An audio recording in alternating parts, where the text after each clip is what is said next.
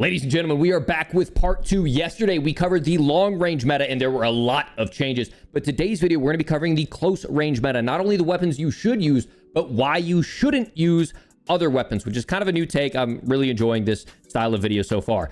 As you can see in the patch notes, there were a lot of changes. And while most of them were for the long-range meta, there's definitely some things I want to cover here. Okay, first off, we're going to start with the sniper support side of thing. And this is something that I think is really neglected because while I do think if you're rocking a signal or an MCPR, you can clear out a building with an MP5 or an ISO, you might be hurting yourself pretty bad on that mid-range and costing your teammates that ability to get consistent damage in that 30, 40, 50 meter range. Okay, we're going to cover some options here. Now, you guys know in the past, I was a big fan of the Chimera. And they also released the M13C, which honestly has a very impressive time to kill. If you look at the M13C, if you look at that blue line, that's the M13. I'm like, wow, out to like 35 meters, just about sniper support range. That thing is impressive. But look at this. Okay. The Chimera and the M13C both fall from the same problem. A base bullet velocity of 300 meters per second, and the Chimera a base of 350 meters per second. Okay. Keep in mind, we're trying to build this gun to clear out rooms as well. This is also going to be our close range gun to clear out rooms. So even if we threw on something like, oh my gosh, a Harbinger D20, and then we threw on the big 14-inch barrel, and nothing else really will increase our bullet velocity because we don't get the option of high velocity rounds, even with the biggest suppressor in the biggest barrel, we only get to 400, which is still worse than the base of the STB, the Tempest Razorback, the Cast-Off 545. Even if we were to get high velocity in there, we would be giving everything for bullet velocity. And then already look at our aim down sight. It's 437 milliseconds. Like we're not going to clear out a building with this gun, and we're not going to hit people consistently at mid-range. So I'm sorry. I know you can make some builds that make it look good, but you're not going to hit consistently. You're not going to shoot beams at 40, 50 meters when you have bullet velocity that low. Get rid of the M13C and get rid of the Chimera. Okay, so now let's start talking about some other options that I see for sniper support. In the past, I've pulled out something as well for the Cast-Off 74U. My only problem with the Cast-Off 74U is that slow fire rate and then also really bad damage drop-off. So that's why I didn't even include it, but I just wanted to mention it briefly. With that like fire rate, going out to clear out a building, I don't think it's reliable. Once again, I'm on the same camp. If you watched my video yesterday, I don't know what all the gas is for the Cast-Off 545 at 24 meters, a massive damage drop off, and then it just stays horrible. In my opinion, the Cast-Off 545 is not worth running at all. Now, stay with me. Tempest Razorback doesn't look too bad. Okay, comparing it to the STB 556, I would still much rather rock the STB. As you can see, pretty much at all ranges, the STB is going to be better. Looks like the Razorback has a pretty good headshot multiplier, but on the whole, it looks like the STB is the better gun. And you guys know I have a pretty sweet STB build that I've used in the past. Now, most people don't want to level up the Razorback, and I don't blame you. And frankly, the STB is the superior gun. But check this out. Okay. Knock off the Razorback. Let me throw in one other gun that might blow your mind for a sniper support, and it's what I've been rocking, and I have never been more confident challenging with a weapon in my life. Okay, we're gonna go to battle rifle. We're gonna throw on the Lachmann 7.62.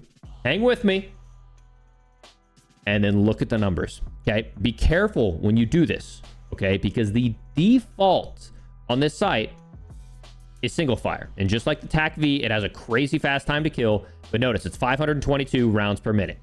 Make sure you select alternate fire, and then we'll go down and we'll see it's 612, so it's faster, right? This is our fully auto. It's the faster version, because when we grab the gun, we have to switch to full auto, and you'll see it's still significantly faster. It's not ridiculous, but dang, 588 millisecond time to kill all the way out to 30 meters. Keep in mind, guns like the ISO and the MP5 are dropping off at like 9 meters. We're going to compare it to those at the end. But keep an eye out. I'm going to show you classes here in a moment.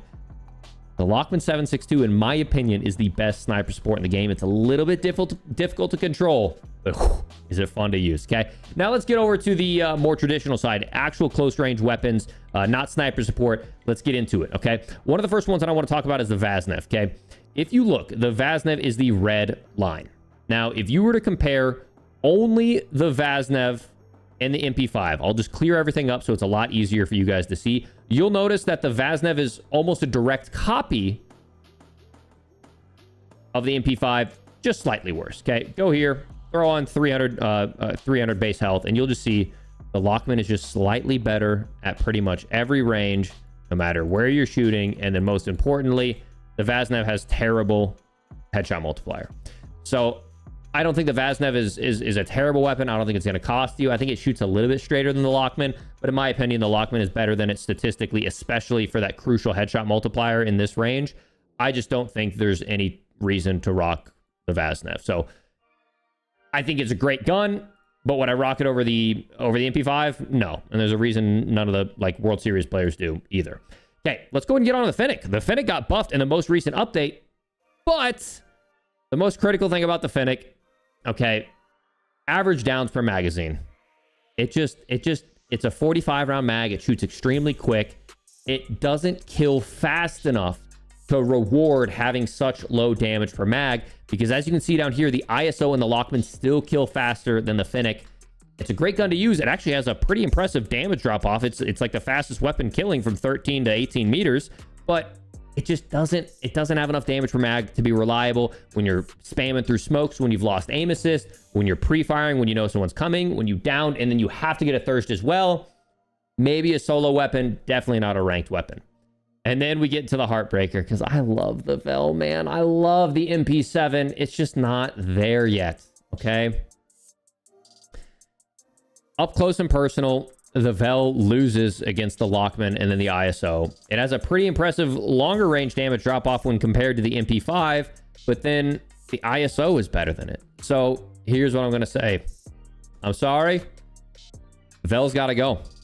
And in that case, that basically means that up close and personal, most people, if they want to win their gunfights, are going to be rocking the Lachmann sub. Some people don't like the way the ISO shoots, but personally, I think the ISO is the more dominant gun, especially when you consider the mid-range. I think it's tougher to shoot the ISO, though, which I think is the reason why so many people rock the MP5, is a lot of people don't like the ISO's iron sights. I'm one of them. And I think it has more horizontal shake as well, which makes the ISO a little bit harder to shoot. Okay, bringing that all together, that basically puts me right here when it comes to what I believe to be the close range meta. Yes, I think there might be a decent build for the STB, but I mean, a difference of 160 milliseconds time to kill, that's pretty substantial at every single damage range. These are legitimately the only 3 guns that I would run with if I'm playing Warzone ranked right now, okay? And so I'm not BSing you. I'm not trying to hype up some gun that doesn't exist. Let me know down in the comments if I missed one, but here are the builds that I want you taking screenshots of, okay? So this is the Lachmann sub. We're gonna rock the Lacerda compensator, the L38 Falcon barrel, the 40 round mag, and the hollow point, okay? A little change is they recently buffed the mobile stock. The mobile stock now has significantly more movement speed. Normally, I would suggest rocking the mere recoil stock, but the mobile stock actually improves our attack sprint now. That was one of the things that was buffed in this update.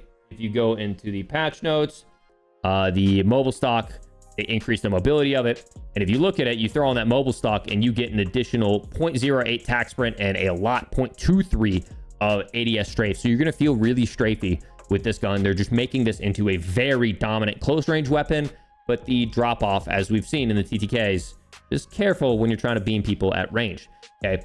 If you want something that's a little bit more consistent at range, go ahead and throw on the ISO 45, okay? Make sure, ladies and gentlemen, if you're taking a screenshot right here, make sure, oh, wait, hang on. Now we got it. And if you try this gun and you struggle to shoot it straight, go ahead and throw on something like the factory stock. But in my opinion, I think the mobile stock with the Lacerda, because the Lacerda mitigates so much, it's the way to go. Okay, we're gonna have a dedicated video in the future about hollow point. It's incredibly broken. It's like putting stun grenades in your bullets. I thought they were gonna patch it sooner, but they never have. So now I'm gonna make it a problem, and I'm gonna tell everyone in the world to run it. But here's the heads up, okay? So drop a like on this video. This is the heads up. Hollow point's crazy OP. If you're taking a screenshot of this build right here, make sure you are subscribed for even more, and make sure, if you haven't already, check out the long range meta video that we posted yesterday. Cool. If you want all the tunings, we'll be covering those in dedicated videos because I usually fine tune these because every gun changes a little bit each season. So I will be doing dedicated videos for these guns with dedicated tunings as well. But at this point in the game, most of you guys know how to run a tuning wheel, and you can figure it out pretty well. I'll give you what I consider to be the perfect build in the coming days. Okay, ISO 45. It's a little bit of a shaker, right? It has a lot of horizontal shake and a lot of vertical climb as well.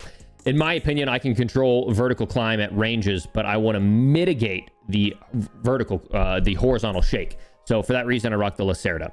If you're someone who prefers to mitigate the climb, throw on the Sandstorm. The Sandstorm is built for vertical, and that'll keep that vertical climb down. We then have the 7-inch barrel, which helps out a lot with our strafe. This is a very strafey gun, especially when we pull on the demo fade tack. You're strafing moving pretty well. I rock the 45-round drum, and then I also suggest hollow point as well. If you don't like the iron sights on this gun, try it if you're on controller and trust in the aim assist, okay? Because this is a very sticky gun for aim assist. If you don't, and you want a clean sight, drop the hollow point, throw on like a Slimline Pro or something like that. And then finally, I'm telling you, this is such a badass build. It kills so fast. The Lachmann 7.62. Okay, it is so fun to use. Great as a sniper sport. I feel confident clearing out buildings. You guys see the numbers right here. It kills faster than both the Lachmann and the ISO up close. And on top of that, okay, it keeps that damage at ranges. It's just a badass gun. No one uses it, but I love it. TLR8, and that takes away some of the horizontal shake. This gun's a little bit of a shaker. You cannot rock this gun full out at long range. Just doesn't exist. The build doesn't happen. The LM Aurora 90 barrel. I throw on the FSS LEV laser because I need this gun to be a little bit snappier, and I also need to get rid of some of the aim sway.